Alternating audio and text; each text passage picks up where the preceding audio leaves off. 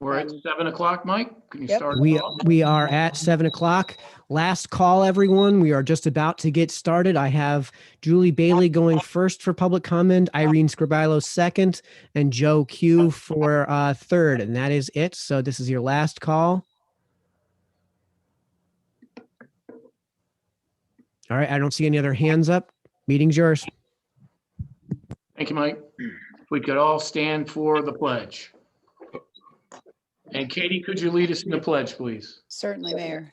I pledge allegiance to the flag of the United States of America, and to the republic for which it stands, one nation, under God, indivisible, with liberty and justice for all. Have a moment of silence for the men and women in the armed forces and our first responders. Thank you.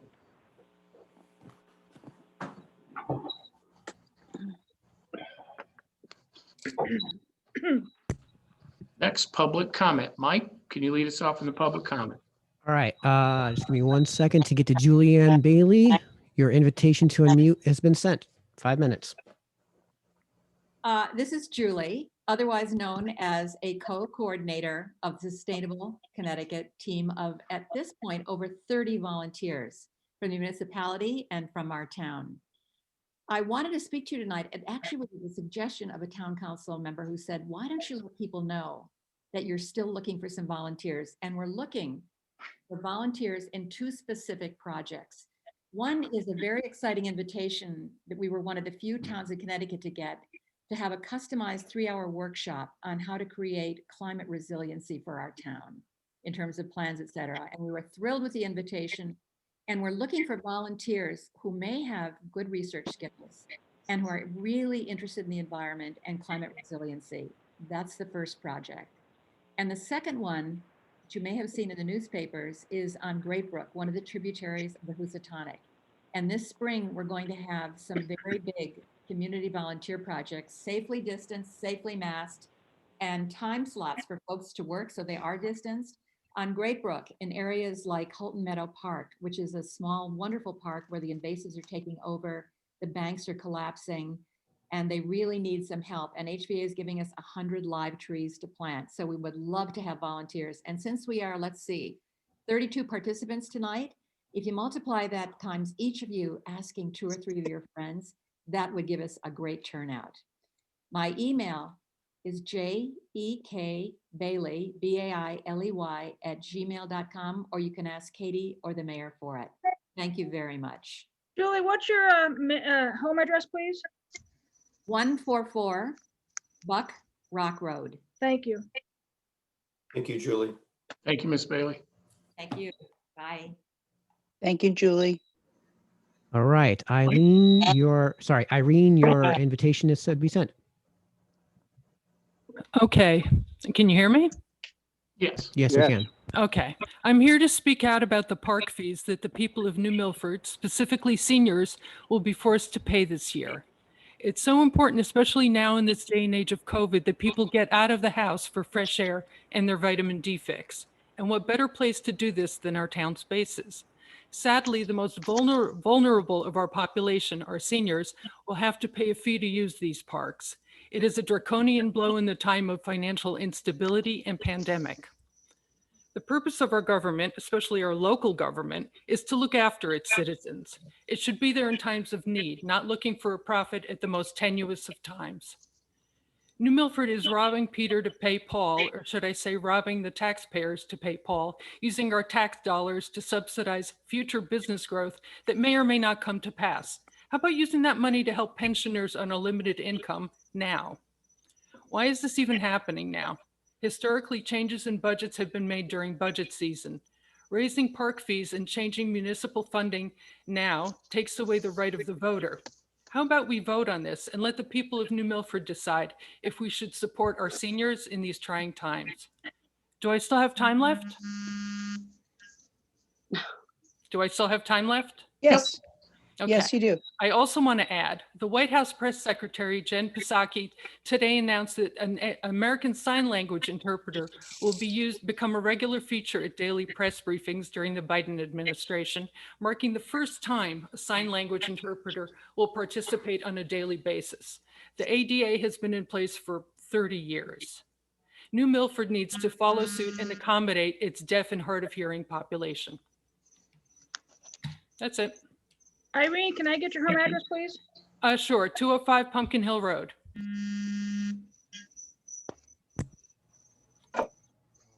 All right. Hey, thank you. Thank you, Thank you, Irene. Irene. Thanks, Irene. Okay.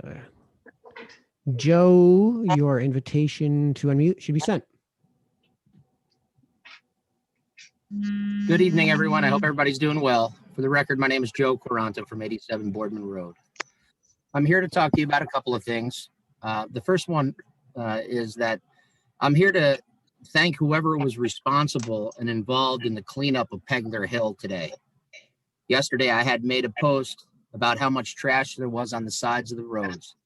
There was so much trash that it extended far beyond the right-of-way and into the waterway.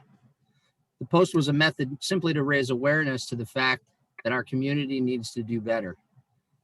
This morning by noon, the Department of Public Works and the employees of Big Y had cleaned up the entire mess. It was amazing. I couldn't believe they did it. It was just an amazing response. So I just wanted to thank those people for doing such a great job. It's become a town-wide issue. And so I wanted to task the town council with creating a mechanism in order to deal with this in the future. It's something that hasn't gone away. And I think the mayor would agree, trash has been an issue for years now. Maybe it's time that we have a committee that can discuss these very issues. Julie Bailey was on just before me here talking about cleaning up one of our waterways. And I'm afraid if we don't have a mechanism that in the future, we're going to just constantly be tasked with this sort of thing. I would also think that if we create a committee such as this, that, there's obvious possible grant opportunities that may aid in the cleaning of our streets. I put a message into Chief Ceruto today to maybe explore the possibilities of putting together a community service program where people that, are in need of community service could work off their time doing these sort of tasks.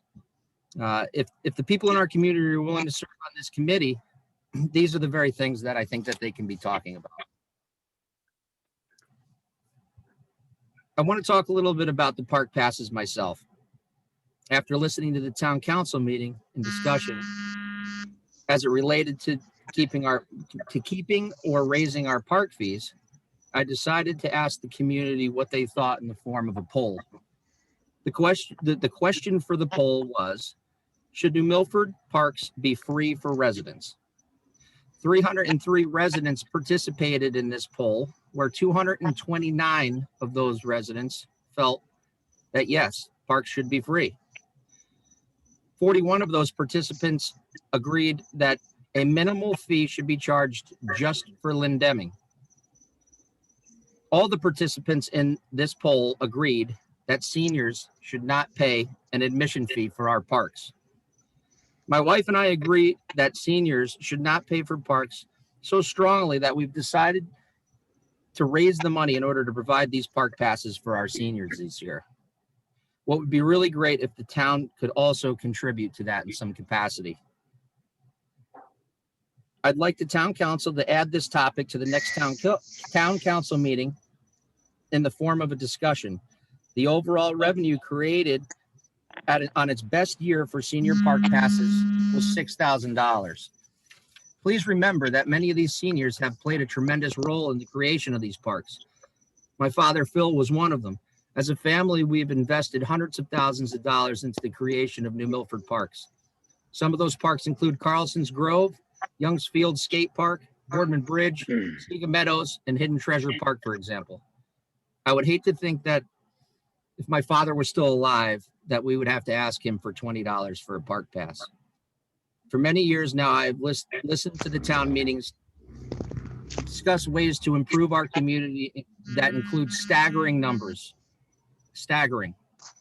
And this is an opportunity to make a simple community improvement that supports the most two important hashtags in the town of New Milford. New Milford proud and New Milford strong. If we do this, all it will cost us is $6,000. Lastly, I had a few people reach out to me in the community, and ironically, I didn't know that today there was something to do with sign language at the Capitol. I mean, that's really ironic, but I actually had two people reach out to me over the weekend that are hearing impaired. I had a conversation with them with a third-party translator. They relayed to me their difficulties in being able to participate in town meetings, including the Board of Ed. If virtual meetings have become the norm, I'd like to ask on their behalf for an improvement. Is there a way to turn on captions during these virtual town meetings so that hearing impaired can participate?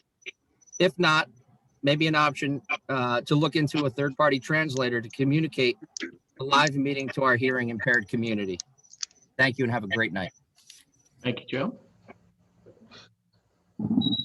All right, Pete, that is the end of the list. I just want to send out a quick, our obligatory FYI to our attorney that you're going to get the invitation to unmute. Randy, I just accept it when you feel like accepting it. All right, that's it. Thank you, Mike.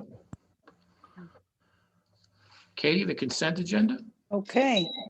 Yes, Mayor. We'll start with item 3, a motion to accept and approve items 3A and 3B, prior minutes in the tax collector report.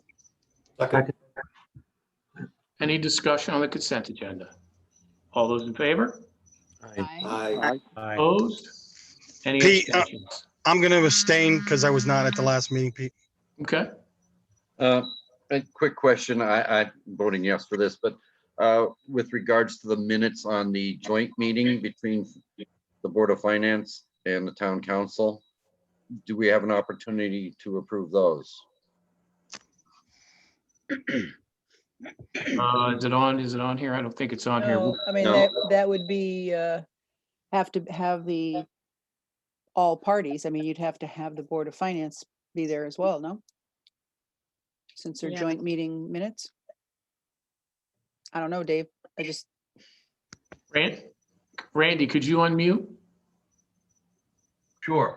So for- No, you don't have to have the Board of Finance there. You would Good. you would vote to approve on your record, and the BOF would vote on its record.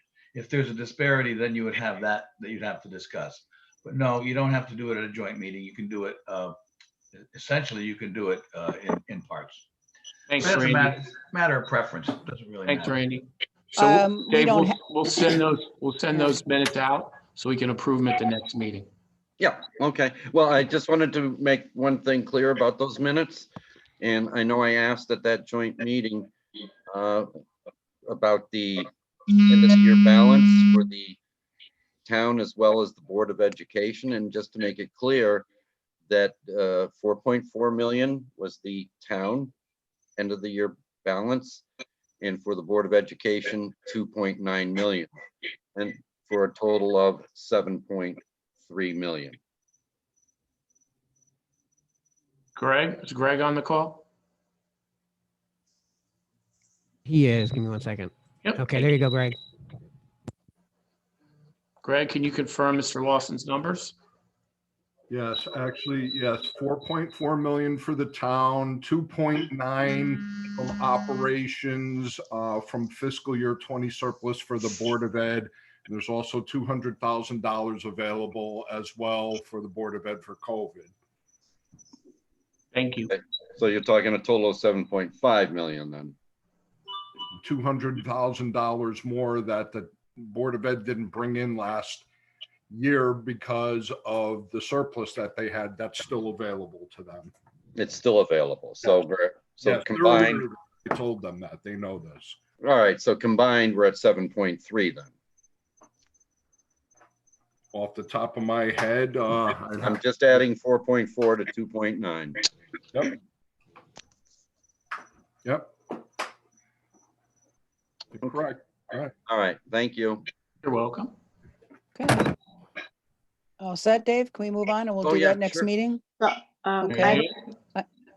So I Mary- just, Mary Jane had a question. thank you. I'd like to make a motion to add an item to the agenda for discussion regarding assisting the hearing impaired and what we can do, like at the town council meeting. And I don't know, I guess we don't have jurisdiction over the Board of Ed, but I just think it's a good thing that we should discuss and.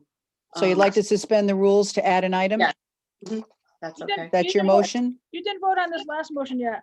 I know. Mary Sorry. Jane, can we vote on this and then Yeah. we'll go to your motion? Okay. Okay. Okay, all those in favor of the consent agenda? No, we're only doing items, excuse me, A and Mayor. B. I only said item 3A and 3B because last meeting I was asked to separate the Parks and Rec donations All out. right, 3A and 3B. And we have a first and a second. All those in favor? Aye. Opposed? Any discussion? Thank you. Okay. So can I finish this, Mary Jane, and then we'll do the. Sure, that's addition? fine. Yep. Okay, so move to accept item 3C of the consent agenda, which is regarding a donation of $200 from Aquarian Water, 110 Kent Road, to Parks and Rec. Parks and Rec is requesting this donation be put into their revenue account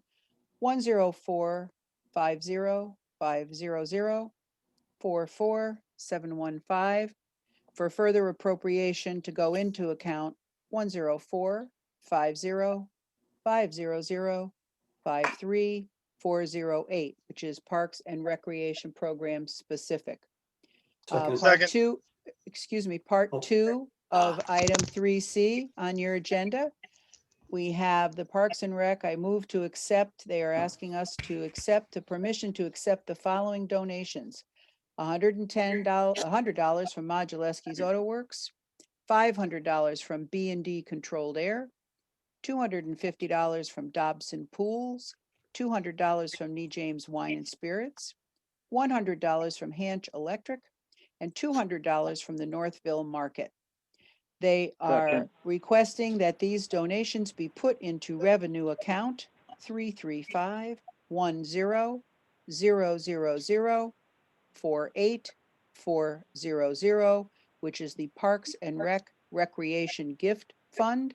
And they would like to thank Modulewski's, B&D Controlled Air, Dobson's Pool, Nee James, Hanch Electric, Aquarian, and Northville Market for their generation. These people donated for the holiday decorations that were around the green. So Second. there's the okay. Any discussion on the motion?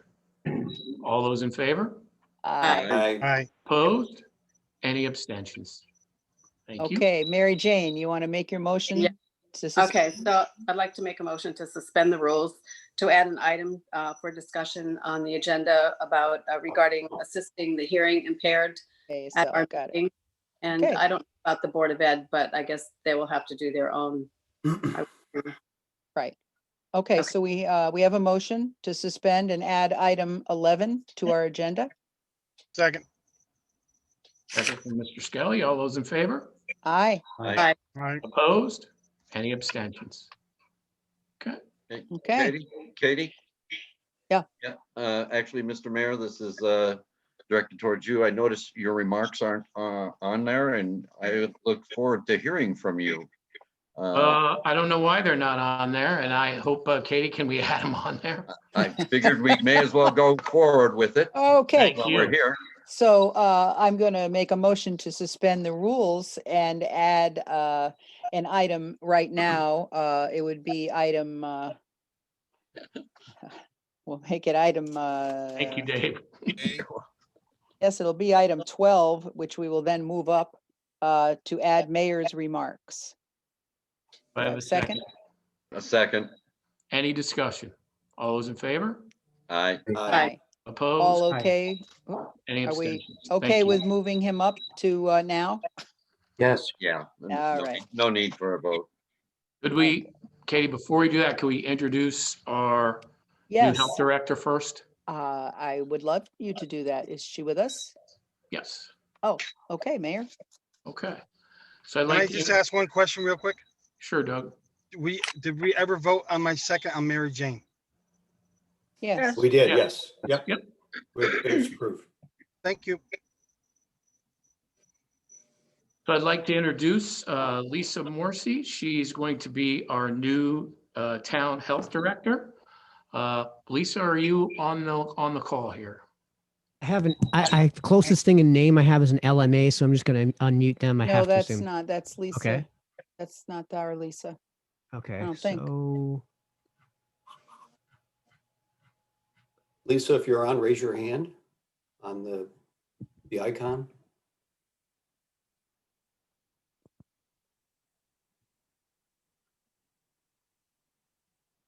Thought I saw her on here. It's coming on, but okay.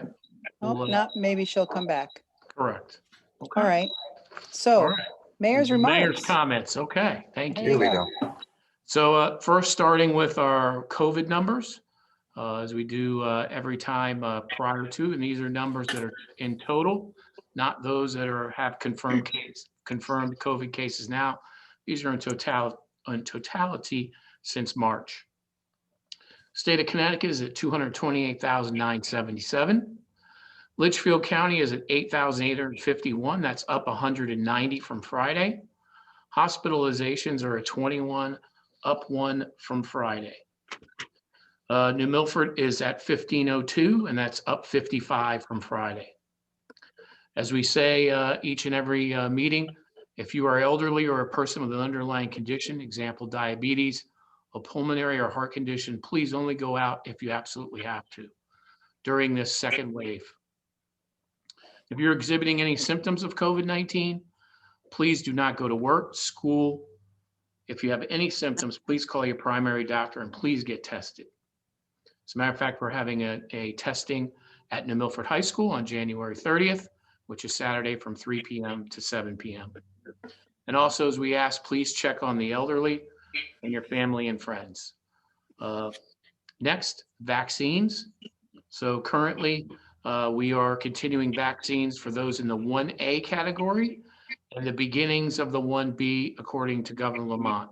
And the 1B currently is for those of age 75 and older. There's 3 different rails of where they can get the appointments for vaccinations. The first is they can do the pre-registration or the pre-application here that we have at our town website. They can either do it electronically or they can download it, fill it out. They can either mail it, drop it off at town hall, or they can also make a phone call to either the mayor's office, Department of Health, or the senior center. Once those have been brought in, we then manually put them into the VAMS system. And what happens is from the CDC, those with emails addresses will then get a invitation to register through the CDC. For those that don't have an email, first thing we do is ask them if they can create one. If they cannot, we have a number that we give them that they can call in the state, and the state will provide the input that way. Unfortunately, the state's system tends to be clogged at a lot of times, so it's better that you have an email currently. Also, it has to be an email that is to you and not to you and your significant other. It will only take one reservation per person. So we do ask that if you do fill out the form for yourself and someone else, that you do those separate emails. Also, some of the commercial entities are beginning to offer vaccines as well. First of all, we have Walgreens is currently offering that. You'd have to go into, I believe, walgreens.com to create an appointment. And I believe their centers currently are at Kennedy Drive in Putnam, 1093 North Main in Dayville, 27 Main Street in Jewett City, 20 Prospect Street, Moosip, 200 Westminster in Canterbury, 88 West Stafford Road in Stafford Springs, 76 Main Street in Canaan, 28 Elm Street in Torrington, 331 West Street, Litchfield, 8A South Main in Terryville, 455 South Main in Thomaston, 620 Main Street in Watertown. And as I said again, you'll need to either create a an account within Walgreens or the one that you currently have to do this. With that being said, as we spoke about before, currently Connecticut is only receiving approximately 44,000 doses of vaccine a week. So when you do the math of what our population here is in Connecticut versus the 44,000, there's going to be a significant delay until we get more vaccines. We are also, another rail is with our health director, Mike Crespin. We are also partnering with the Ridgefield VNA who bought the New Milford VNA. We are also getting some vaccines from them. We were able to get 200 vaccines, and we're able to hold a clinic at New Milford High School last Friday, and we're able to adhere to giving vaccines to 200 seniors there. Supposedly, we're supposed to be getting that every 2 weeks, and I will be following up with the council and the public once those are confirmed. The hope is with Johnson & Johnson's new vaccine and additional ramping up, we can get additional vaccines to help our public. What we're being told currently is that the general public, the vaccines for them, you're looking at early August to September.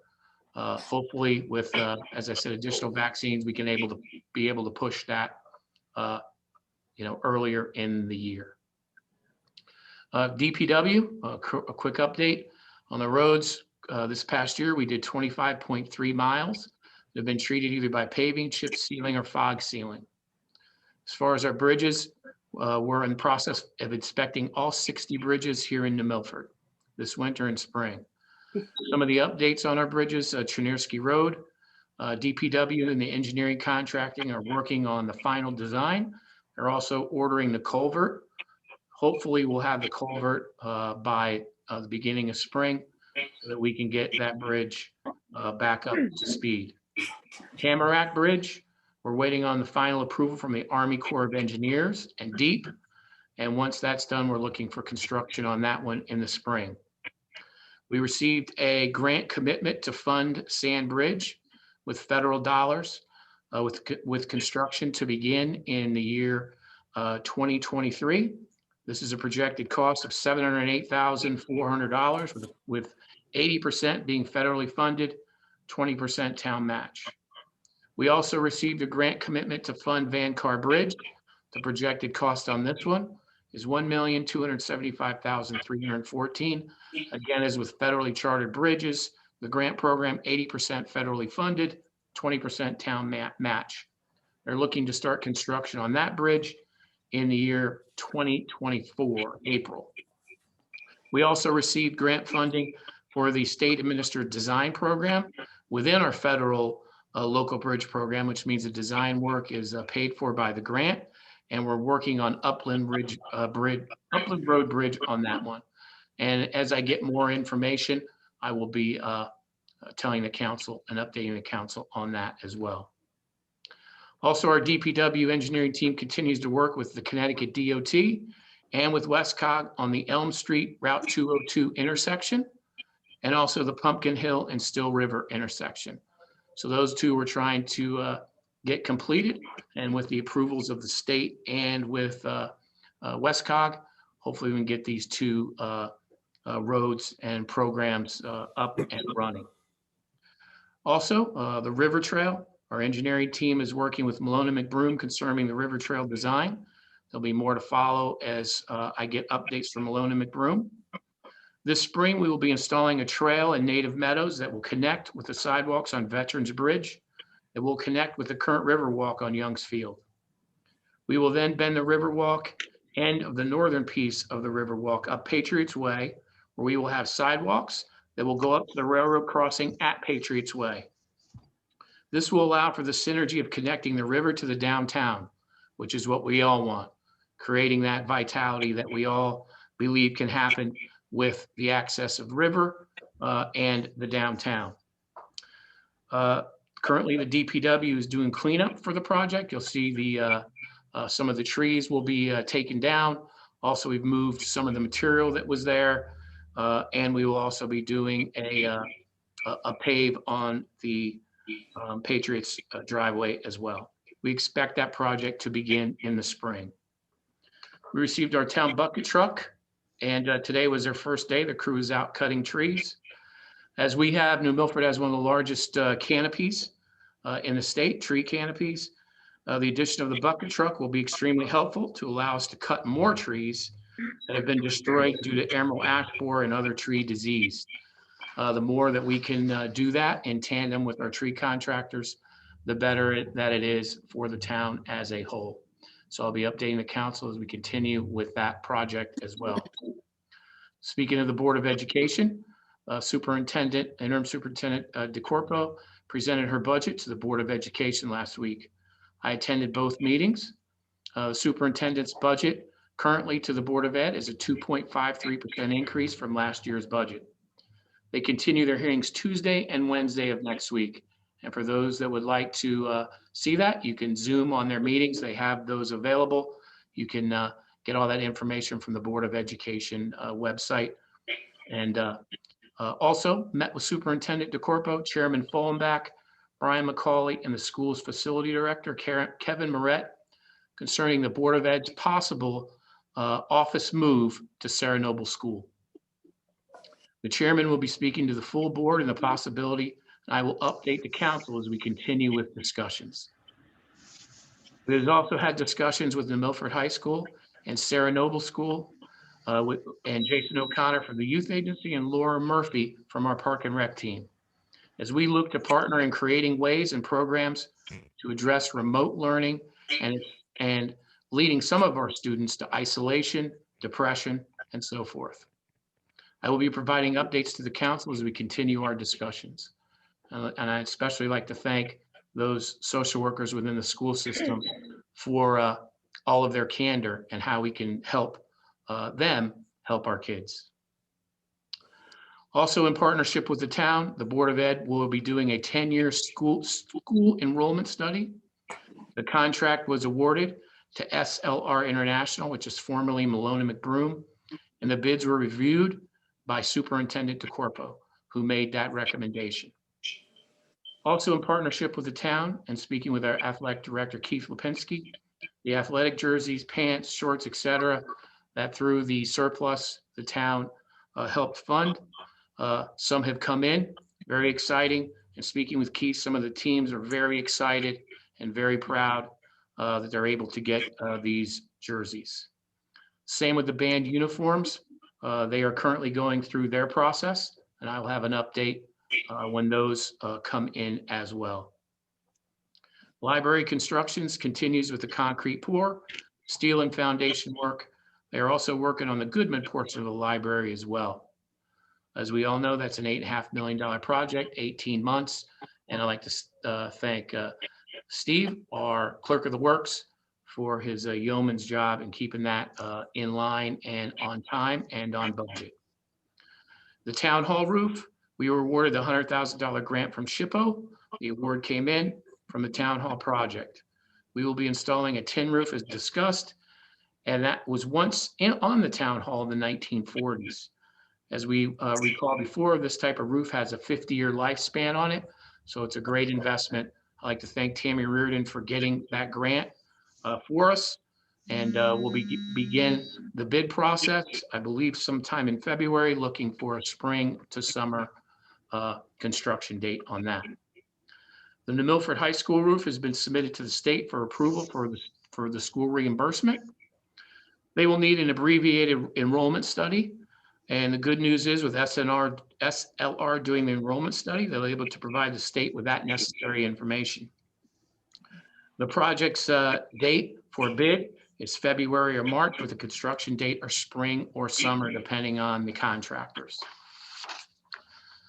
Moving on to Park and Rec. There's been much information posted on social media and print of the fees for usage for the Park and Rec. First, the fees are only for Lendeming and Addis Park. Park and Rec Rules Subcommittee is also looking into updating their rules and procedures. And speaking with Dan Calhoun, our Park and Rec director, they will be doing that at their February meeting. As a background for the public and those that are listening in, these fees were proposed and were voted on by the Park and Rec subcommittee on fees. Then the full commission voted. This was passed in a bipartisan manner.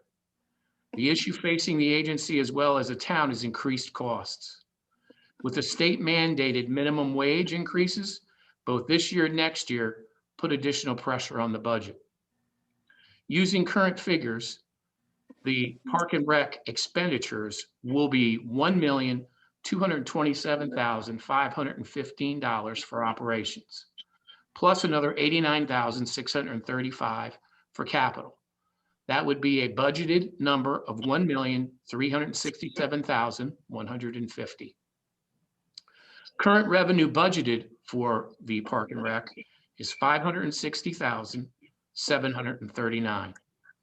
Currently, due to COVID, is at $121,754.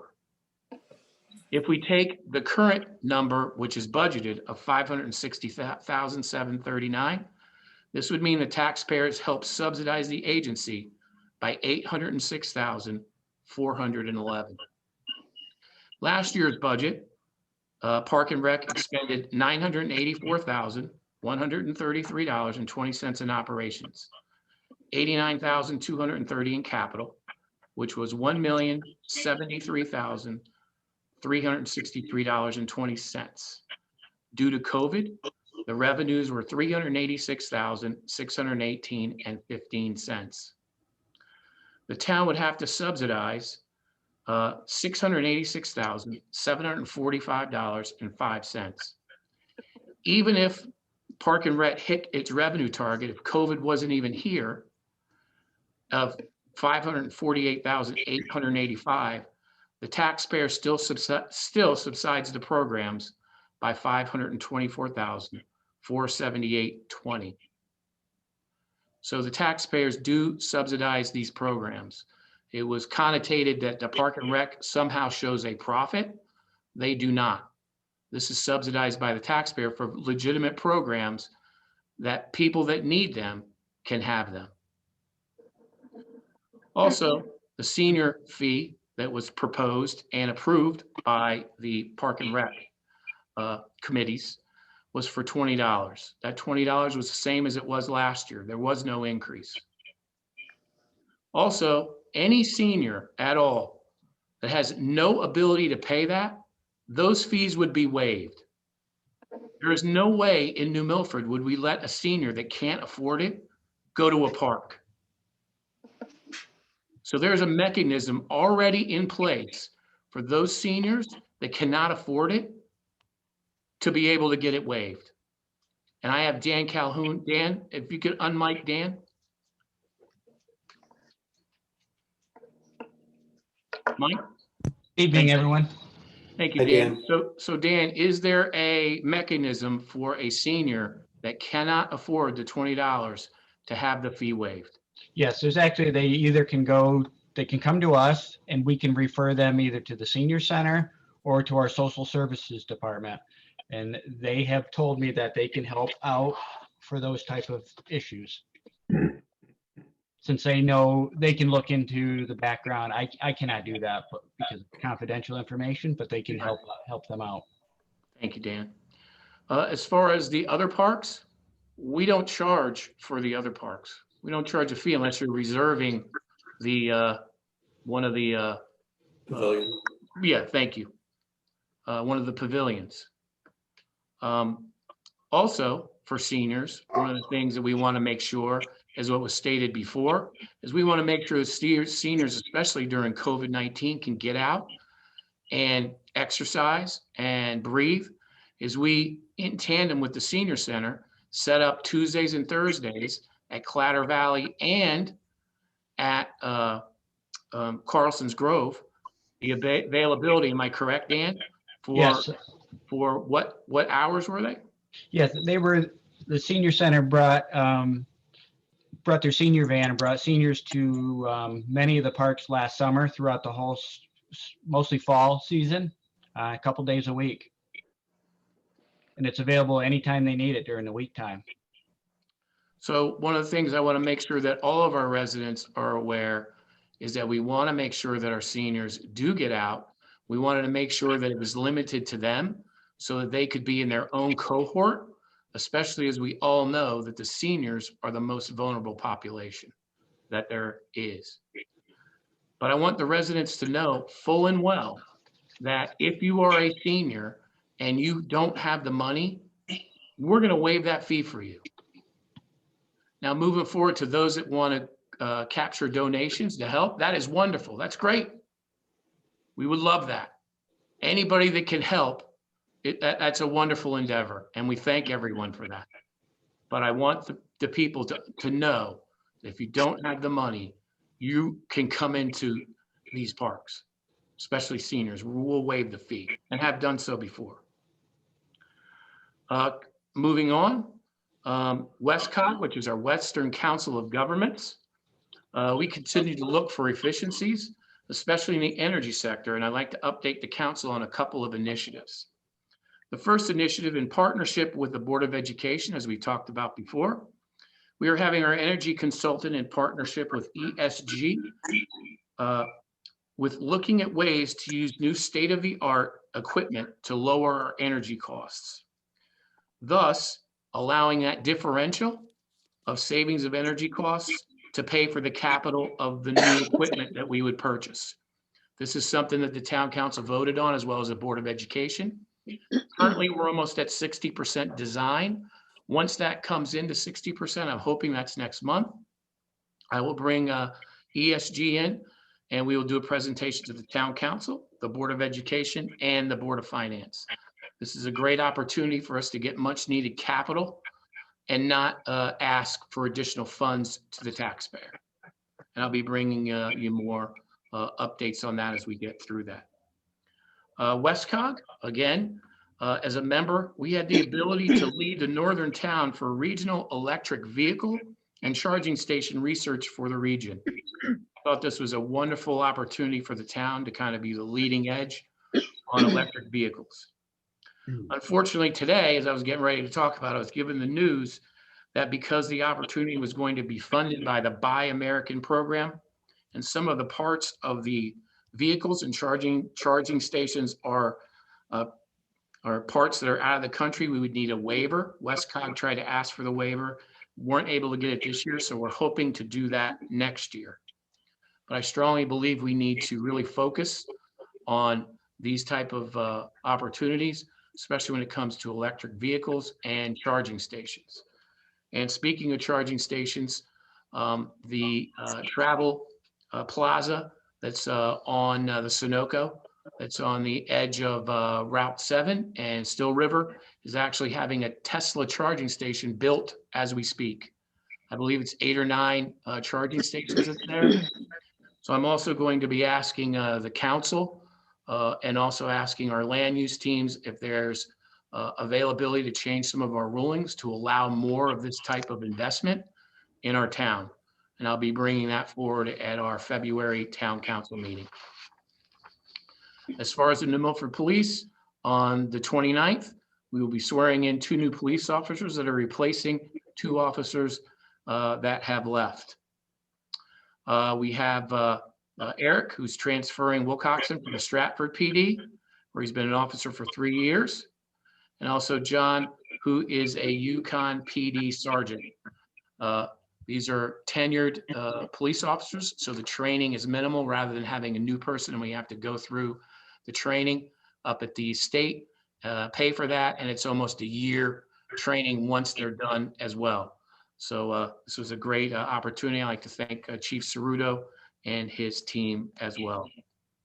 Then my last comment, as well as there was a lot of conjecture about a year and a half ago about the case, and a year ago about the case of the town of New Milford, myself and former Chief Boyne.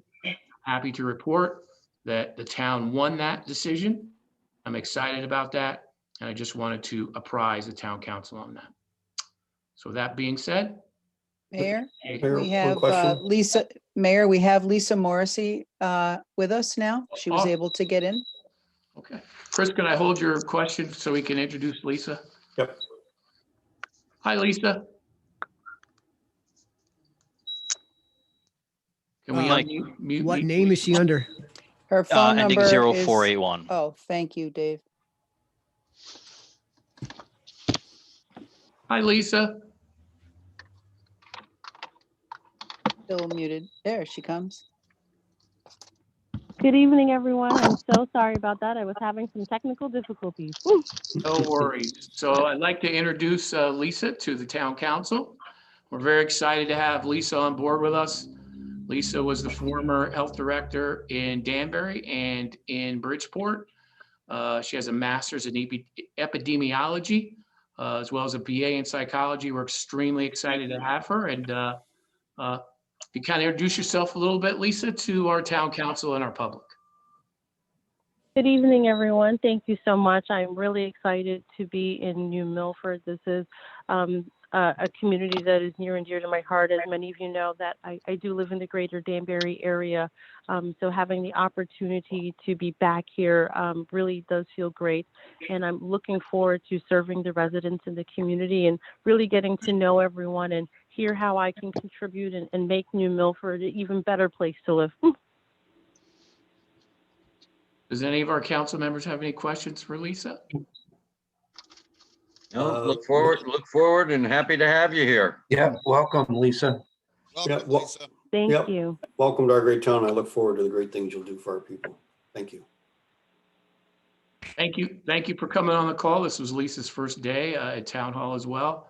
And I know you've had a long day, Lisa, so thank you very much for coming in and introducing yourself. Thank you. Thank you, Lisa. Thank you. Okay, Mayor, are you finished with your remarks then? Yep, Councilman And Gott. yes, Crossgrove has Yeah. something to say? Yeah, well, just one question, Pete, back to the vaccine.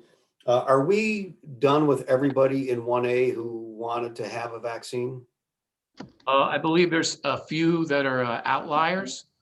Some had reservations already in the VAM system, so they are going to go through with those. I believe there's a few that are in the February queue, but the majority of them have had their first vaccine. There's actually a few of them that are going on their booster.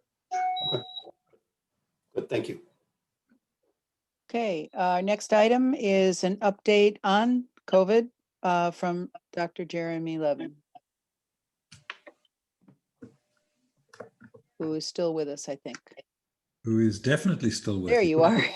There you are. Hopefully, Mayor and Council, I definitely am. Really great conversation. And Mayor, thank you for that terrific report. I was just intrigued and it was terrific to listen to. Thank you, Doctor. Lisa Morsi, what a pleasure to hear that you're here. I look forward to meeting you, and it's super good. An epidemiologist, just need you right now. But you only have one thing you got to really do. You got to move to New Milford from that greater Danbury area. So I just had three topics quickly. They are all relative to this. One is talking about vaccine schedules.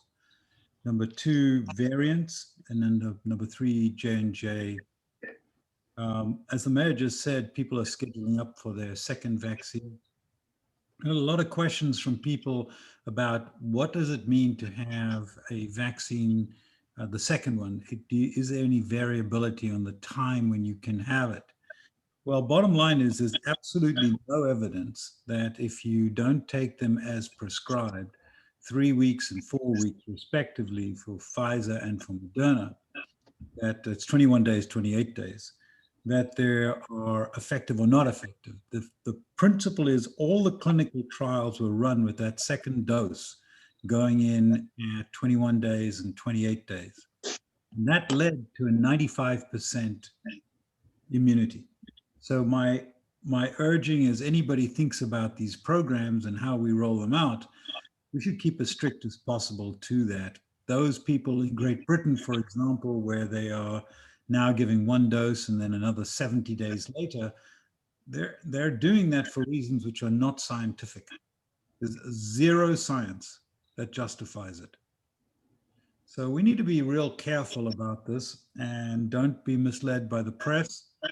The facts are there in front of you to read. You can see how the clinical trials were written out. The results came from, there's nothing anomalous in this. The only trial where there's variable times with the second dose is the AstraZeneca trial. And we have no idea if we'll ever get the AstraZeneca vaccine in America. So again, as we start to schedule and learn how to do this in the way that we're doing so well in this town, we should make sure that there's adequate vaccines for the second vaccine at the right time. Second item, which is swirling around, I know a lot of you have seen this, are the variants. A number of these, South Africa, Great Britain, Italy, China, there's dozens of them, to be perfectly honest. It's the normal process of a virus to mutate, normal. The reason why we're seeing these variants swirl up is because the pandemic has been allowed to grow at such a rate now that you have huge numbers of population with the virus, meaning more people, more viruses, more chance to mutate. And viruses are clever little guys. They basically like to survive, and they try and mutate to survive. And what that means, if you look at the rate of takeover by any one variant, for example, in South Africa, you can see that the South African variant has taken over from the old variants in a matter of months, a couple of months, and pretty much all of the new variant. So that's the bad news. The good news is that so far these variants have been focused only on a higher degree of infectivity. In other words, they can pass more easily from one person to the next. There is little evidence, or there's some suggestion from Great Britain that there's a slightly higher level of mortality from them. But it's not clear if that's because more people are quickly getting sick and the medical systems are getting overwhelmed, or in fact the virus itself is a more effective combatant to the human body. So that's data yet to come. But there's good news on the horizon there. There's little doubt that on the basis of what Moderna released over the last couple of days, that nearly all of these variants are susceptible to the current vaccines. So it's not as if they're mutating out of sight of the current vaccines. The current vaccines look like they're going to be able to contain them. The real issue here is that we need to contain this pandemic. We need to contain it effectively, because the longer as it goes on, the more variants you get. And the one thing we don't want to do is to see a variant that suddenly is not just more infective, but more effective. That we don't want. And the way to do that is to get people vaccinated first. With regard to the third point, J&J, there's every indication is that J&J, which is a single injection, it's a different kind of vaccine from that which is Moderna. Basically, it packages the vaccine, that little red spike, it packages in a virus which can't replicate itself. That virus basically gets put into your arm, it infects a cell, and then what it does is it makes the machinery of the cell produce that single spike protein, and your body reacts to it. So the thing about that virus is that it protects the spike gene. So it can be done at normal room temperature, and the minute that rolls off and it's due, my guessing is they'll have an announcement of it within days. It was scheduled for the 25th, the 21st, but I believe now Tuesday is probably the day that they'll talk about it. If that data is positive, it's a complete game changer, as the mayor has said, and it will roll off. They have committed to 1 billion doses this year. And I've actually spoken personally to the CEO of J&J. They assure me that they are 3 weeks, they're 4 weeks into already producing a huge amount of vaccine.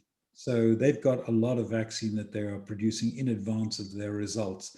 Now, those results are blinded. We don't know them, and we should cross our fingers and hope that they are positive. Sometimes things are not positive. As some of you will have seen today, Merck withdrew all its clinical trials as they were not effective, which is a bit of a pity. So in summary, schedules, keep the time allocated. Variants, I think They are going to keep on happening until we actually control the pandemic. But the good news is the current vaccines handle them, and that J&J is to come, and hopefully that'll be a real game changer. And for that, that's what I want to just spend time on. I'm happy to answer any questions. Mary Jane?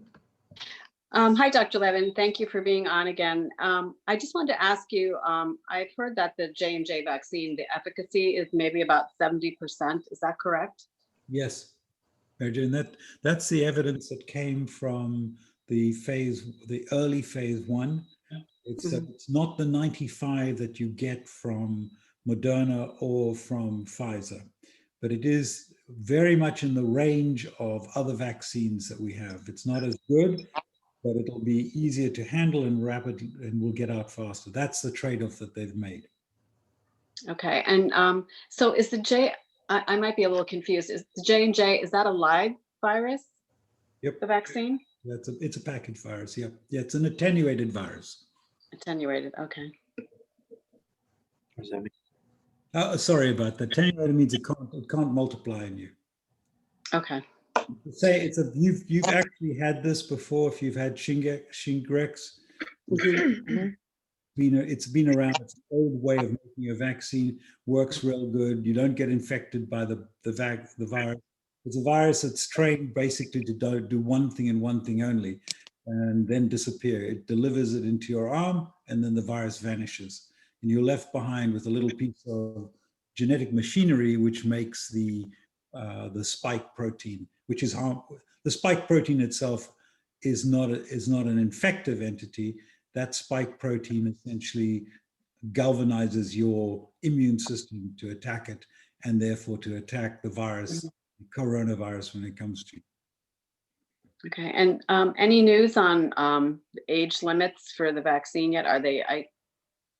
Where are we with the age for kids? Anything coming out with that? Again, you asked that before. Those trials are still not out, but they will have them shortly. I'm advised. When you last asked the question, I went back and I asked, when are we going to get data on this? Well, in actual fact, we're going to getting data. We're getting data right now out of Israel. They've just mandated the 16-year-olds to be vaccinated. So I'm not sure everybody knows this, but Pfizer did a deal with Israel whereby they gave them sufficient vaccine, or they sold them sufficient vaccine early on, in exchange for all the data from the population of Israel so that they could then use it themselves.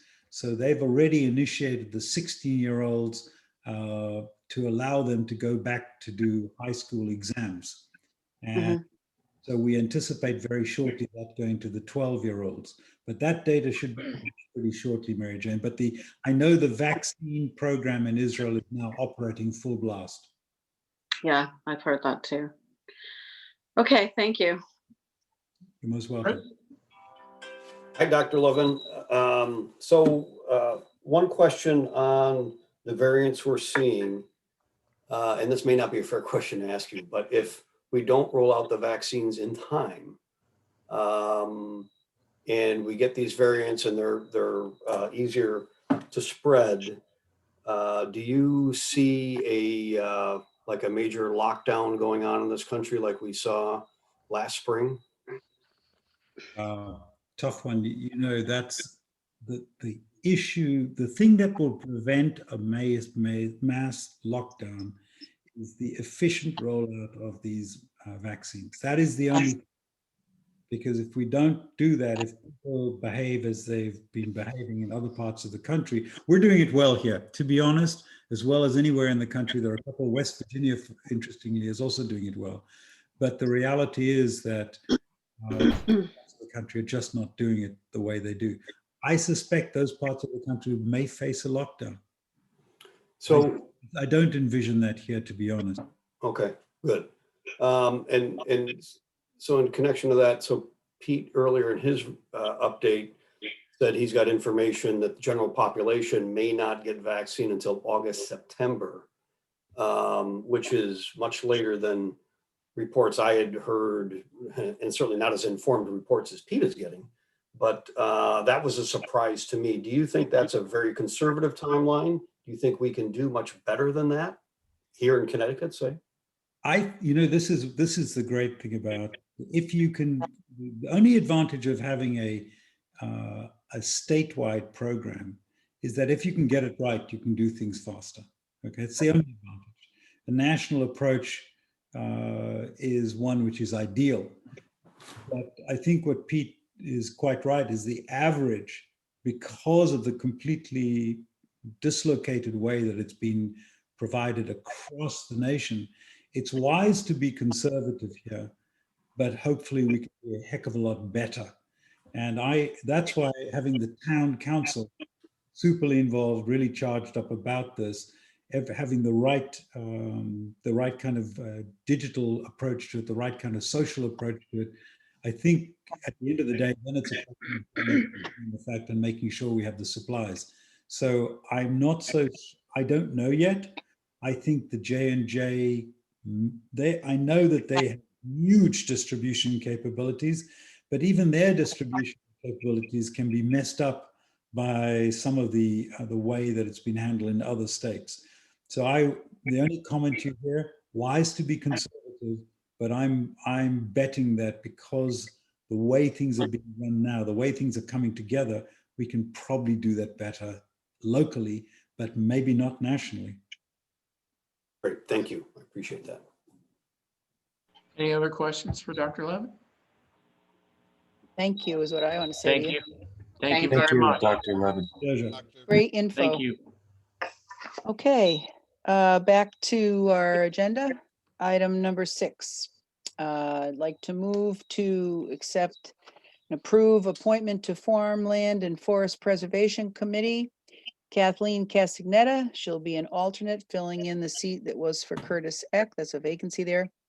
The term would be from January 25th, 2021 through January 31st of 2024. Second. Thank you, Walter. And just as an aside, the chairman of Farmland, Steve Kleppen, had made the recommendation for Kathy and strongly supports the recommendation. So vote, people? Yep. Please. Do you have any other discussion on the motion? All those in favor? Aye. Opposed? Any abstentions? Is Doug Skelly still on the line? Doug? I don't see him. Nope. Okay, thank you. Okay, item 6B, move to accept the following reappointments to the Library Modernization and Construction Committee 2. This is a temporary committee. I don't want to read all the names. You all have your agendas in front of you. The term is January 27th of 2021 through July 26th, 2021.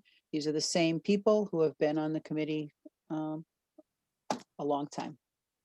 Second. Any discussion on the motion? All those in favor? Aye. Opposed? Any abstentions? Thank you. And a final motion here for appointments is to move that Timothy Harkin take an alternate seat on the Planning Commission. That term is January the 25th of 2021 through November the 30th of 2022. And he's currently Second. serving. And we have a second by Walter. All those in favor? Aye. Opposed? Any abstentions? Thank you. Okay.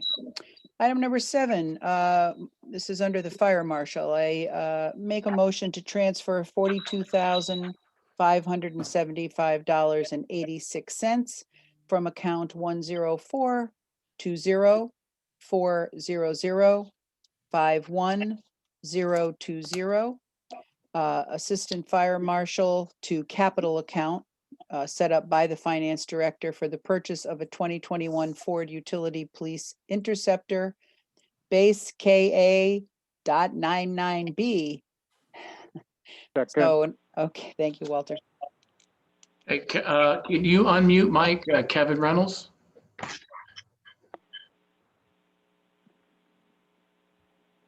Thank you.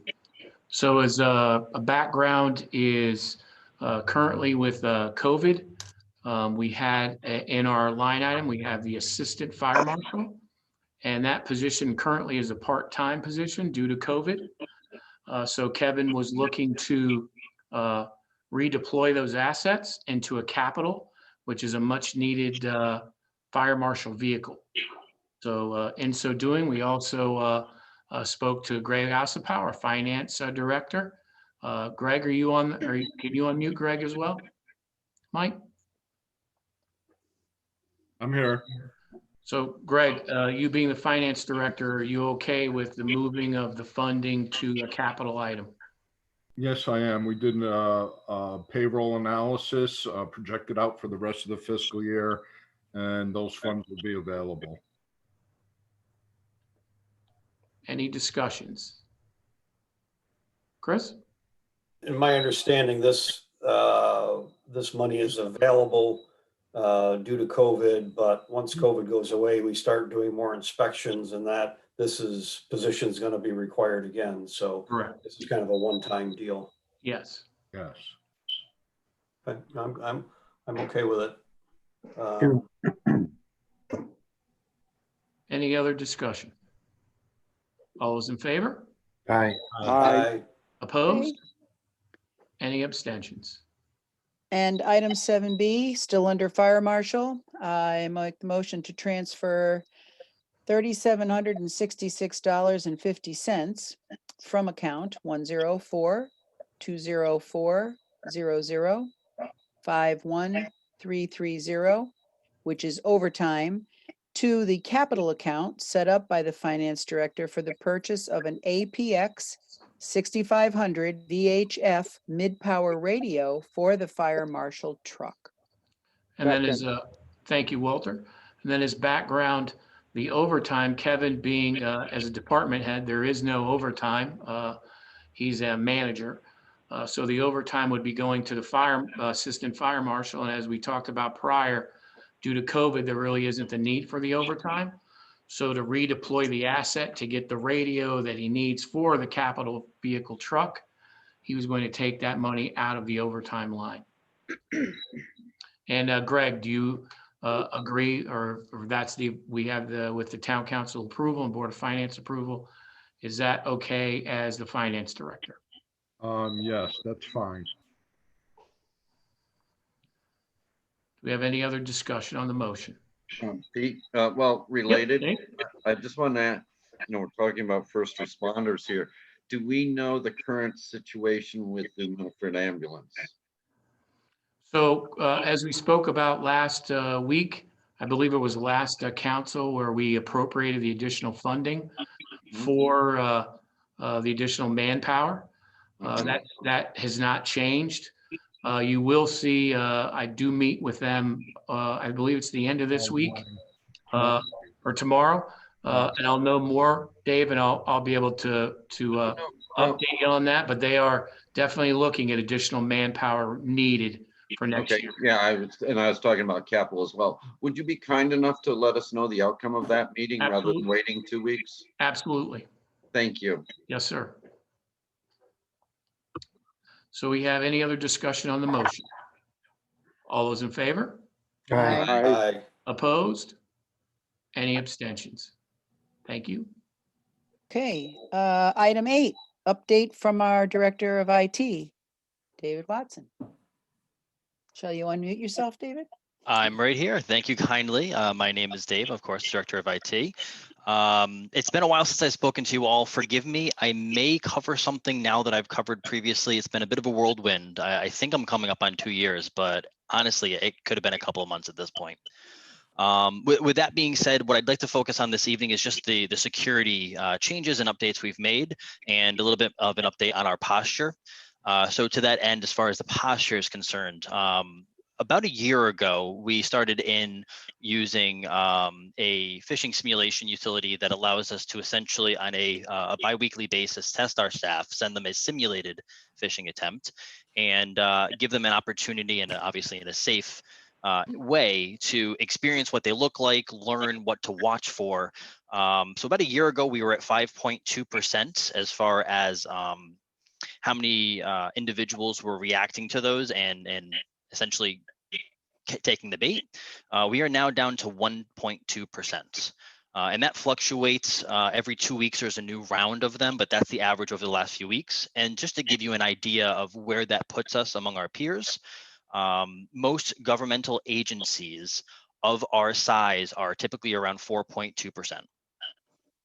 So where we are, obviously there's always going to be room for improvement until that number is 0, but we are certainly making great headway there. So I'm happy to see that we've made that progress, and I can tell you that I am contacted with a frequency by staff with actual phishing emails that they receive. So it is certainly a clear and present danger, something we were very much facing. And I'd like to think that these phishing simulations are helping to protect us from those culprits. We've also made a lot of changes to the way that we're managing our workstations. So all of our town and police computers are now getting updates on a monthly basis from our managed Windows Update server, which is managed internally. So every single month, there's an update that comes up from Microsoft. We validate, make sure it's not going to cause any issues within our organization. We roll them out, and then the end users have about a week to adopt it. We've now got antivirus running on every single computer and server, that's being kept up to date. But in addition to just keeping away viruses, malware, Trojans, it also helps us to make sure that our third-party software is kept up to date as well. And that means things like Adobe and Java, VLC Media Player. Those are just as dangerous to not kept up to date. So it's really important that everything is being kept current, and having something working in the background to just make sure that happens is really important. We may or may not have discussed this previously, but we've certainly completed at this point the network segmentation. So at a time, the computers in the town hall and the computers and the servers in the PD were able to cross communicate. That is no longer possible. That was also including public workstations. So a member of the public walks into a terminal in the town clerk's office, in the tax assessor's office. They're able to sit down in front of a workstation for specific purposes, depending on obviously where it's located. Those computers were really not locked down. So people had carte blanche to do what they wished when they got in front of them. They are now locked down in a way that they are very much usable for their explicit task, but otherwise not able to do anything that they shouldn't. They can't access town files and folders. They can't access servers that they shouldn't be getting to, etc. We've also went through and cleared out local administrator accounts on local workstations. So there were a large number of end user workstations where they were local admins, meaning that they could pretty much do whatever they wanted on that computer. It also means that if someone malicious were to gain access to that computer, they would have that same privilege. And that's why that's such a concern. Yes, you want to protect an individual from themselves when they're using the computer, but it's more important that you protect that liability there.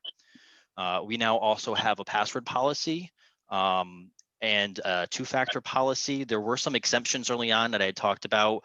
There is now no longer any individuals or staff across both sides of the organization who are able to be exempt from two-factor. And in addition to that, there is now a very clear and concise password policy. Previously, you could have had a password of 123, and that never had to be changed. There was no requirements. It could have been the letter A. Now that's no longer the case. We've secured the town website. So now when you visit the town of New Milford, you'll no longer see a warning that tells you that the page is not secure. So hopefully that'll help to relay to the public that when they visit the site, that they can trust the information and the services they're leveraging are safe and secure. And I believe that's all I have for you for this evening. We are continuing to investigate some new technologies, and I suspect by the next time I talk to this council, there'll be a lot more, I hesitate to say exciting, because for me it's exciting, but for you all maybe not so much, but I think there's going to be some new and interesting improvements. We're really trying to push ourselves as much as possible to be not just improving the quality of life when it comes to our staff's ability to do their jobs, but also making sure that they're able to do so in a safe way, and that the town and the public are not seeing diminished services from a municipality because of malicious actors. Katie?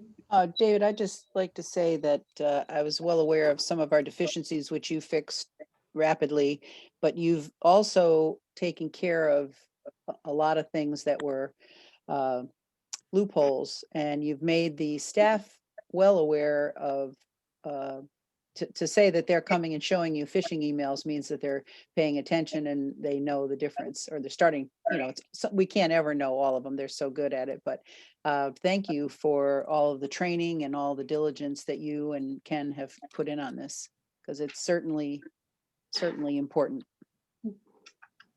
Absolutely. And as you mentioned that, I would like to say that it has been just over a year, actually, that Ken has been with the town, and exceptionally proud to have him as part of the team. Oh, that's nice. Thank you too, Ken. Great work. Chris? Yeah, David, yeah, thanks so much for your work in upgrading our security in our facilities. Just one question on the phishing program that you have. Of course. You say you're down to 1.2%.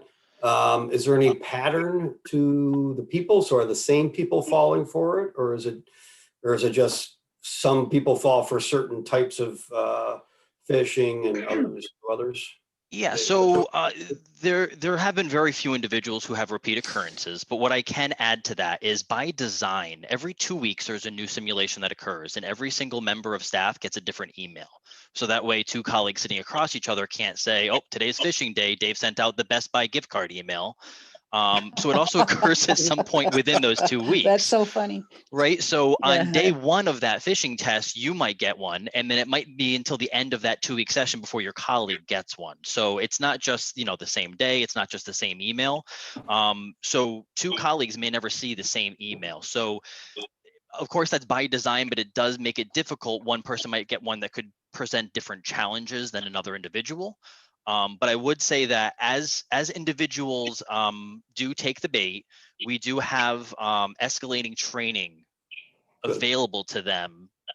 Of course, Ken and I are always available, and we really try to make it crystal clear 1,000 times over. Come to us, ask us questions. We are happy to give you the guidance. I'd be happy to spend hundreds of hours sitting with people and walking them through it versus spending that time in remediation for obvious reasons. Yep. And the Right. staff does take us up on that quite frequently. Like I said, we do get calls with a regular frequency from individuals, and all different individuals, saying, hey, I got this thing. And sometimes it's a false positive. Sometimes it's an email that just doesn't come across as being legitimate, but it is. And then more often than not, it's actually a legitimate phishing email that's come through, and their senses tingle, and they're like, hey, something doesn't seem right here, and they gauge us. And that actually allows us to proactively address that, look to see where else it might be sent out in the organization, and then proactively call those individuals and say, listen, you probably would have caught this for yourself, but on the air of caution, here's this. Hey, And Dave, you send yes. any of your phishing to other people who have town emails? Some of the counselors and people like that? I do believe they are included. Whether or not they actively participate in those, I'm not Well, you entirely be sure. sure and let us know if they do. And Chris, I know, just to kind of piggyback on Dave, one of the things when we instituted this new policy and procedure was not only the training, but after a certain number of times, there then becomes progressive discipline. Because we want to make sure that everyone is aware, especially of ransomware and the protection of the network. So it's that kind of additional call to action that I think has been extremely successful in getting our number down to 1%. Mm-hmm. Absolutely. It's excellent. Good job. Yeah, Any again, the global governmental agency of our size being at 4.2% at the same stage in this program as ours, not just off the bat, but having been at this for a year now, that's where most organizations are. And the fact that we're at a quarter of that, down to, like I said, 1.2, I'm pretty proud of where we've gotten. Absolutely. And there's no one but the town staff to really thank for that. Absolutely. Great Thanks, job, Dave. Dave. Great Thank job. you. Thanks, David. Thank Any you, other everyone. questions Thank for you. Dave? Thank you, Dave. Thank you, Pete. Thank you, Dave. Thank you, Dave. Thank you, Council. And next up, we have Economic Development. Karen?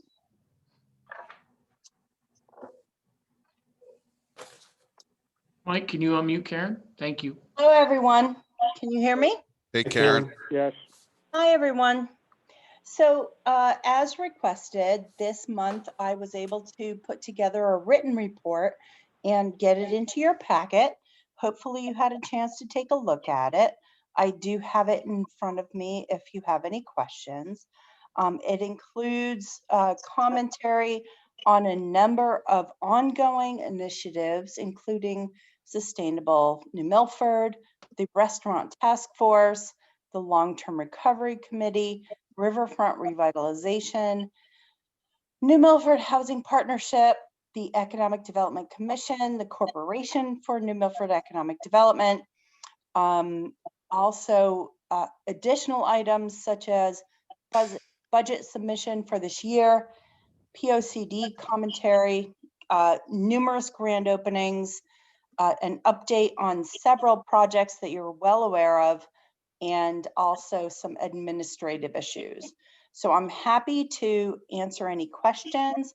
I do not want to read my report to you, but certainly if Thank you you, have Karen. questions or additional items, please let me know and I'll do my best to answer. I have one question. Yes, ma'am. I don't know if it's on, this just has to do with your event next week, next Yeah. Thursday. Actually, it's this Thursday. Oh, I'm sorry. I'm in the wrong week. I changed my calendar over. I've been talking about the wrong month. February is what I see, but I mean Thursday. So Yes. how did you do? Is it going to go well? Did you get sponsors? Does It's it look going to go very, very well. good? Actually, because we are able to reach out to so many people electronically, we had a numerous group of people who decided to sponsor this year, Good. even though many of the sponsorships were less individually than last year, because we didn't have a venue that we had to pay for. We actually are going to probably break even at the same level as last year, which is excellent. We do have wonderful businesses that are going to be recognized on Thursday. And everyone has been so excited to participate. This has been a hard year. And people are very happy to have something to celebrate and rejoice in how well businesses have done, even in the face of much difficulty. Well, So, I'm glad to hear it. yeah, so we are expecting a very large audience. Again, I will just announce that the website newmillbest.org is where you can register and get a free admit to the online viewing. It is free. We are looking for donations for the corporation, of course, because all that money goes to help do scholarships, grants, and loans for small businesses. So, that is the mission of the corporation. And we do anticipate a large audience on Thursday night. Good. Thanks for Karen? your updates.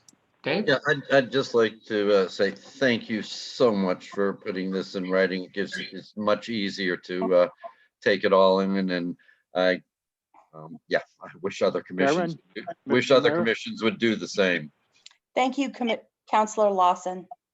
Walter, are you Walter? saying? Yes, Oh, Walter. Karen, can you, Walter Bear, can you hear me, Karen?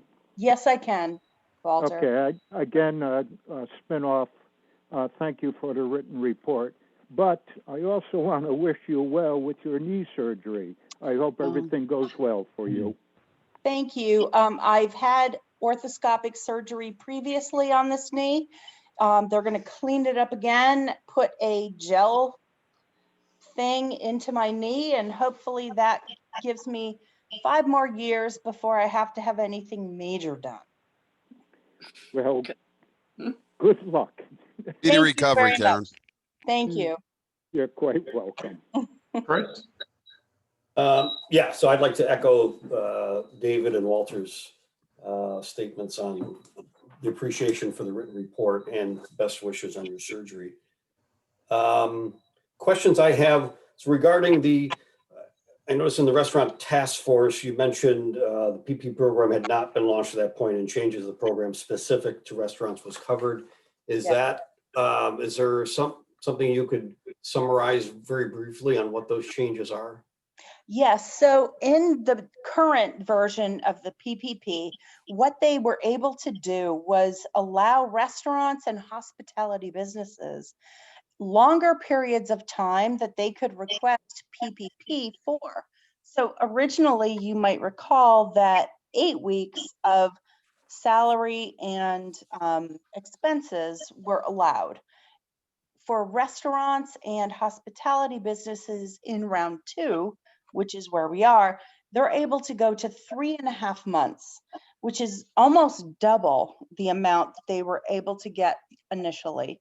In addition, the original application allowed for only a small number of weeks to expend this money. The new application allows restaurants and hospitality businesses 24 weeks, which is nearly 6 months of time. Also, there has been a change in the percentage that can be used for payroll versus overhead expenditures. So originally it was 80% payroll, 20% overhead. Now, restaurants and hospitality businesses, as well as everyone else, can use 60% towards payroll, 40% towards rent, utilities, other expenses that are generally considered overhead in a restaurant or hospitality business. It makes a huge difference for businesses to pay their rent, pay their utilities, and keep people employed.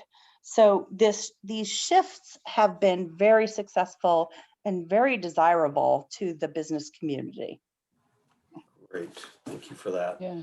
And then the other one is on POCD. Yes. So you're going to complete your chapter by the 25th of January.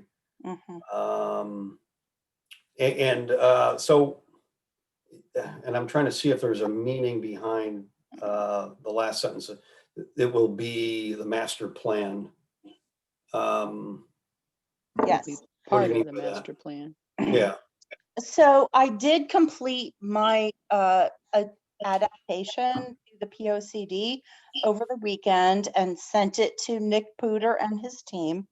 And I've already answered several questions regarding specific terminology that is unique to economic development.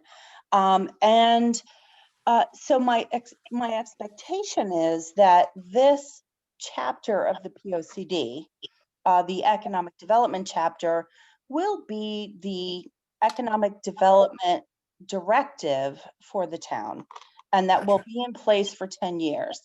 The economic development strategy, which I developed, can then be focused on more concrete activities and focused on a shorter term, probably 3 to 5 years. And that way, those action points in the POCD will have a life in a strategy that can be implemented effectively. Thank you. Any other questions for Karen? Thank you, Karen. Thank you, Karen. Thank you, Karen. And item 10, we have an update from our finance director, Greg. Are you still with us? There he is. Yeah. Can you hear me? We can. Okay, great. Good evening. This is the finance update for December. The mayor and I are in the process of reviewing the departmental budget submissions. We're halfway through the process and should finish up by this week. The mayor's recommended budget will be distributed by the third Tuesday in February as per charter. The mayor and I have also been having regular meetings with the Board of Ed to discuss budget as well as other financial matters. Revenues and expenditures. Expenditures on a cash basis are at 52.9% of budget. On a straight line basis, they are expected to be at 50%. Salaries are within budget. There's an overage in the IT department, which will be rectified once we get reimbursement from the Board of Ed for their munis cost sharing. The legal expenses, I have been saying, will go over budget in January, and the council should expect a request for a budget transfer next meeting. I'd like to give a shout out to Chief Ceruto for keeping his overtime and dispatchers overtime within budget. Great job, Chief. Revenues are at 52.3% of budget. Taxes overall are at 56.3% of budget, with current taxes at 56.9% of budget. So far, January receipts are robust, and at last check are running approximately $1.2 million ahead of this time last year. Wow. Aging, youth agency, fire marshal, and Parks and Rec revenues are lagging. The hope is that as the COVID vaccine gets rolled out to the general public, these revenues will rebound around spring as life will hopefully get back to normal. Overall, on a cash basis, expenditures total $50,343,036.96, and revenues total $54,305,345.48, leaving the town with a positive cash flow of $3,962,308.52. Questions? Dave? Yeah, I wanted to ask you about the turf field account. Yep. Did we make our contribution this year? It could be transferred. We have it budgeted in the mayor's budget, and I do that before the end of the fiscal year. Yeah, well, the reason I'm asking, Yeah. I'm looking at the Board of Education operations position report, and they have 200,000 in the account. 50,000 was contributed by the town, whereas 150,000 by the Board of Ed. And I thought the town was putting in 50,000 a year as well. Yeah, but we have 50,000 in the mayor's budget that's going to be distributed before the end of this fiscal year to that account. All right, so that makes it 100,000. Correct. We've had it we're 3 years. budgeting again 50,000 again next year as well. Yeah, well, I guess what I'm saying is that account's 3 years old, I believe. I don't know, Dave. I couldn't tell you. Well, okay. Well, I just see a discrepancy. I thought we were going 50-50 on this. That was my understanding. It is, Dave, it is 50-50. So we'll look at it and all right. Greg, get back to you because I agree with you. It has been 50-50. Yeah. Okay. It might be, coming later, earlier. I don't know. It's in the mail. Yeah. Well, I don't know about that now. We would be waiting. No, I just don't want to see us caught with $1 million tabs. That's all. I agree. Right. Absolutely. Chris? Greg, the receipts you mentioned in January, did you say were 1.2 million ahead of where we were last year? We were this time with tax collections. That's correct. And that's pretty amazing considering we're in a COVID environment. Yeah, I mean, it's just timing of anything you can attribute it to? Well, Can't spend it anywhere. You get escrow payments, which are large, and there's no set pattern to them. But yeah, as for, I think we are, I don't know how many days of collection we have exactly. Could be 15, don't quote me, but 15 days of collection last year versus 15 days of collection this year, we're 1.2 million ahead. Well, okay. No, that's good news. Yeah, no, definitely. Let's hear it for our taxpayers. Yeah, exactly. That's great. Yeah. No, Yeah. that's great. Absolutely. That's a great way to support the town. I mean, pay your taxes on time. It's wonderful. Thank you. Yeah. Thank you, Greg. You're welcome. Any other questions for Greg? Thank you, Greg. Thanks, Greg. Thank you, Greg. Okay, so we have one last thing. Oh. I was asked to say in the legal budget There are other costs for like consultants and expert witnesses other than legal cost in that account. Just a point of information. Yep. Okay. Thank you. Thank you. Thanks. Okay, so we have the item that was added, item 12.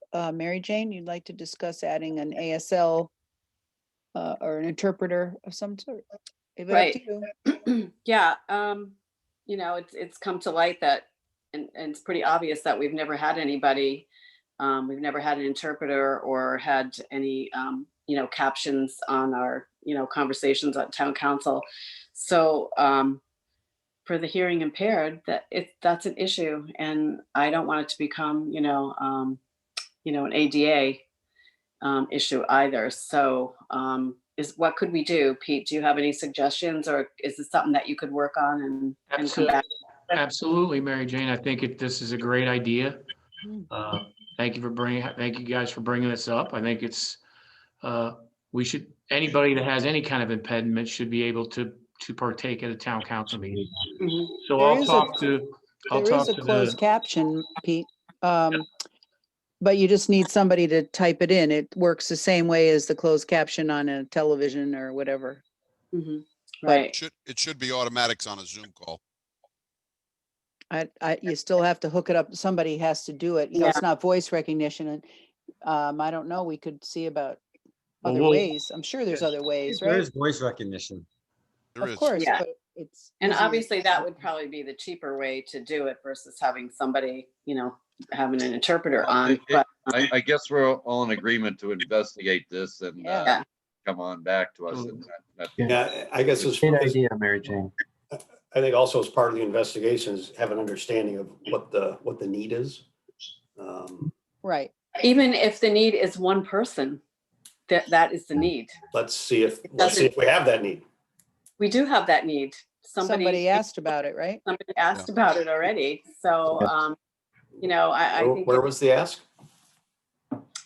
Somebody contacted me Okay. about, so I think, you know, that's all you need is one person. And, you know, if you don't do it and we recognize that it's a need, it could be an ADA issue. So we don't want the town getting, you know, being liable. So. We should be able to execute this right in the Zoom platform. I know a platform that I use, which is Google Meet, has a closed caption. Right. So it voice recognizes exactly what is being said and puts it right on the bottom of the screen. I'm sure I don't Zoom know has got about that. Zoom though. I know what you mean on Google Meet. Well, let's look into it. What I about think Mike? that's great. Mike Ella might be able to figure that out. You know, he runs our meetings. Want to start with him, see what he can find out. Him and David Watson, I'm sure can figure it out. Yeah, we'll look into it. But it's an absolute necessity. I agree with you. Well, I have a couple of friends who are deaf. Yeah. And I'm going to ask them if I don't know, I've never asked them if they watched our council meetings. One of them knows what goes on there, but they might know from the minutes, you know? Right. I'll have to find out. I never thought of it. Yeah, good idea. Absolutely. I'm in favor. Motion to adjourn? Was there another? No, the other addition was the mayor's comments, which you made earlier. Okay, yep. All set. Who made the motion to adjourn? Me. Well, I don't Second. know. Oh, Michael Second. Gold. Michael. Walter, wake up there. Walter, Second, Don't blow that streak, Walter. motion to adjourn. We'll Any take other- yours second. All right. Any other discussion on the motion? All those in favor? Aye. Opposed? Abstentions? Be well, everybody. Thank you, everyone. Take Good night, care. everybody. Have a Good good night evening. now. Bye-bye.